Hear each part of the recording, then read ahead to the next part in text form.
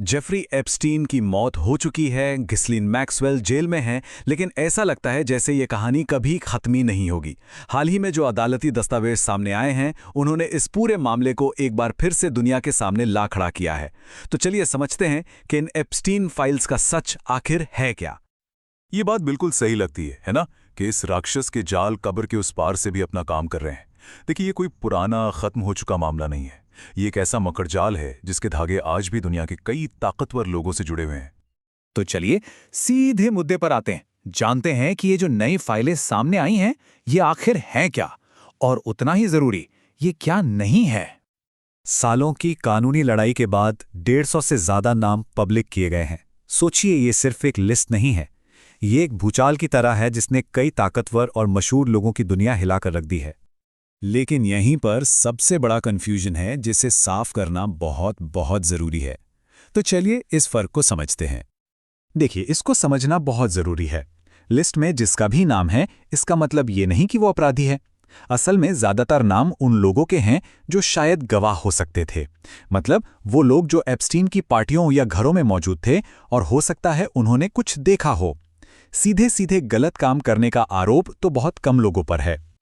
तो सवाल उठता है कि ये फाइलें आई कहां से? क्या ये कोई नई पुलिस जांच का नतीजा है? नहीं, ये दस्तावेज असल में 2015 के एक केस से जुड़े हैं। ये केस एक पीड़िता वर्जीनिया गुफ्रे ने घिस्लीन मैक्सवेल के खिलाफ किया था। इतने सालों बाद अब जाकर कोर्ट ने इन दस्तावेजों को पब्लिक करने का आदेश दिया है। अब इन फाइलों को ठीक से समझने के लिए हमें पहले उस खौफनाक सिस्टम को समझना होगा जिसे एप्स्टीन और मैक्सवेल ने मिलकर सालों तक चलाया। देखिए, ये एक शैतानी पार्टनरशिप थी। एक तरफ था जेफरी एप्स्टीन, जिसके पास बेहिसाब पैसा, प्राइवेट आइलैंड और प्राइवेट जेट था, और दूसरी तरफ थी घिस्लीन मैक्सवेल, जिसके पास हाई सोसाइटी के बड़े बड़े कॉन्टैक्ट्स थे। एक के पास पैसा था, दूसरे के पास पहुंच, और दोनों ने मिलकर एक दूसरे का इस्तेमाल किया। और उनका काम करने का तरीका बड़ा ही शातिर और क्रूर था। वो पहले किसी एक कमजोर लड़की को पैसों और अच्छी जिंदगी का लालच देकर फंसाते, फिर उसका शोषण करके उसे मानसिक तौर पर तोड़ देते, और फिर उसी लड़की को मजबूर किया जाता था कि वो अपने जैसी और लड़कियों को फंसा कर लाए। ये एक ऐसा दुष्चक्र था जिसमें शिकार को ही शिकारी बना दिया जाता था। ये सिर्फ कोई थ्योरी नहीं है, इसने ना जाने कितनी जिंदगियों को तबाह कर दिया। अब उन बहादुर लोगों की बात करते हैं जिनकी वजह से ये सच आज दुनिया के सामने आ पाया है। कर्टनी वाइल्ड की कहानी सुनकर रोंगटे खड़े हो जाते हैं। वो सिर्फ 14 साल की थीं जब उन्हें $200 के मसाज का झांसा देकर फंसाया गया। उनके ये शब्द उस दर्द और शर्म को बयां करते हैं जो उन्हें झेलना पड़ा। और शायद सबसे ज्यादा दर्दनाक बात यह थी कि इस पूरे खेल की एक बड़ी खिलाड़ी एक औरत थी, घिस्लीन मैक्सवेल। वो लड़कियों का भरोसा जीतती, उन्हें सपनों की नौकरी का लालच देती, और फिर उन्हें एप्स्टीन के हवाले कर देती। ये भरोसे का कत्ल था। और आप जानते हैं, इस सब को बहुत पहले रोका जा सकता था।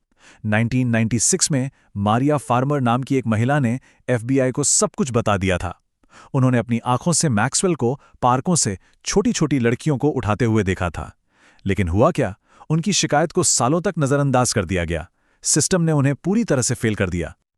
तो सवाल फिर वहीं आकर खड़ा हो जाता है, आखिर ये सब इतने सालों तक बिना किसी रोक टोक के चलता कैसे रहा?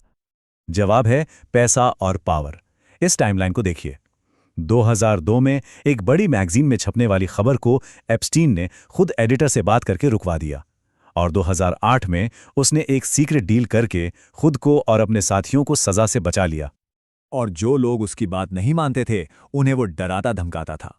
पत्रकार विक्की वॉर्ड ने बताया कि कैसे एप्स्टीन ने उन्हें बर्बाद करने की धमकी दी थी। लोग उससे डरते थे और वो इसी डर का फायदा उठाता था। और जब वो पकड़ा भी गया तो 2008 की वो डील न्याय के नाम पर एक मजाक थी। उसे उम्र कैद हो सकती थी, लेकिन सजा मिली सिर्फ 13 महीने की, और उसमें भी वो दिन के 12 घंटे जेल से बाहर रहता था। और सबसे खराब बात यह थी कि ये पूरी डील पीड़ितों से छुपा कर की गई थी। तो अब हम वापस आज के समय पर आते हैं। एप्स्टीन मर चुका है, मैक्सवेल जेल में है, लेकिन ये जो दस्तावेज सामने आए हैं, ये जवाब देने के बजाय और भी ज्यादा सवाल खड़े कर रहे हैं। सबसे बड़ा सवाल, आखिर इस सब के पीछे का असली मकसद क्या था? क्या ये सिर्फ यौन शोषण का मामला था, या इसके पीछे कुछ और भी था? कई लोगों को शक है कि ये ब्लैकमेल का एक बहुत बड़ा रैकेट था। और अब पहली बार इन्हीं दस्तावेजों में से एक पीड़िता ने शपथ लेकर यह दावा किया है कि एप्स्टीन अपने ताकतवर दोस्तों की सीक्रेट रिकॉर्डिंग करता था। उसने प्रिंस एंड्रयू, बिल क्लिंटन और रिचर्ड ब्रांसन जैसे बड़े नामों के वीडियो देखने का जिक्र किया है। हालांकि इन सभी लोगों ने इन आरोपों को खारिज किया है, लेकिन ये दावा इस पूरे मामले को एक बहुत ही खतरनाक मोड़ देता है। और इसी वजह से आज भी कई बड़े सवाल बाकी हैं। बिल क्लिंटन और प्रिंस एंड्रयू जैसे लोग एप्स्टीन के साथ क्या कर रहे थे? वो उसके इतने करीब क्यों थे? लिस्ट में आए ज्यादातर लोगों ने चुप्पी क्यों साध रखी है? और सबसे बड़ा सवाल, क्या कभी किसी और की भी जवाबदेही तय होगी? इस मामले को कवर कर रही एक पत्रकार ने कहा था, ये मामला हमारी सोच से कहीं ज्यादा बुरा है। और शायद यही सच है। इतने खुलासों के बाद भी ऐसा लगता है कि हमने सिर्फ बर्फ की चट्टान का ऊपरी हिस्सा ही देखा है। एप्स्टीन के गुनाहों की पूरी सच्चाई शायद हमेशा के लिए एक राज ही बनकर रह जाए।